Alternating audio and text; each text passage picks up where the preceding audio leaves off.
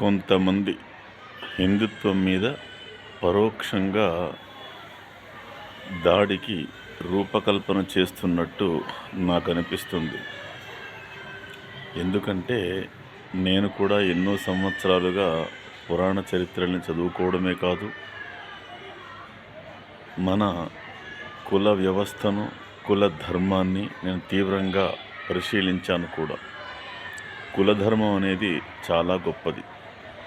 ఎప్పుడు కూడా ఎవరు కూడా ఏ కులంలో జన్మించినా కూడా ఆ కులవృత్తి మీద ఆధారపడి జీవించే వాళ్లను విమర్శించకూడదు. వాడి కులధర్మం వాడు నిర్వర్తిస్తుండు, నిజాయితీగా ఉన్నాడా లేడా అని మాత్రమే చూడాలి. ఇప్పుడు కొంతవరకు అన్యమతస్థులు హిందుత్వాన్ని ఏ విధంగా దెబ్బతీయాలా అనే ఆలోచనలో వాళ్ళకొక ఆధారాన్ని దొరికించుకోవడం కోసం బ్రాహ్మణుల మీద వాళ్ళు అనేక రకాలుగా విమర్శలు చేస్తున్నారు.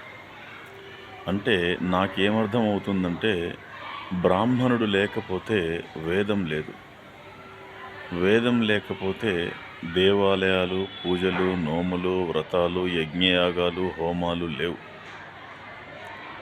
అవన్నీ లేకపోతే దేవుడు లేడు. దేవుడు అనేది లేకపోతే హిందుత్వం ఉండదు.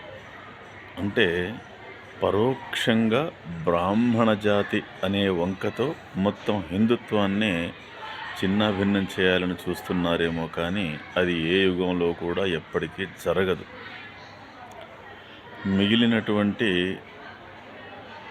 జనమంతా కూడా దీని గురించి తీవ్రంగా లోతుగా ఆలోచించవలసిన అవసరం ఎంతైనా ఉంది.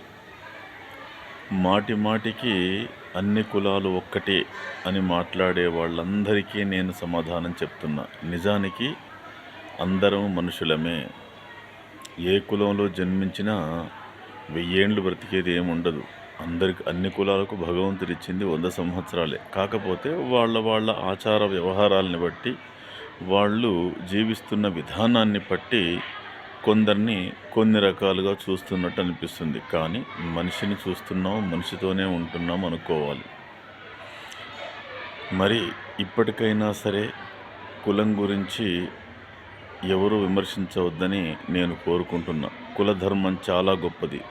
కులధర్మం, కులాచారాలు లేకపోతే సమాజం అస్తవ్యస్తం అవుతుంది. ఫలానా దేశంలో కుల వ్యవస్థ లేదండి అని చెప్పి కొంతమంది అంటున్నారు.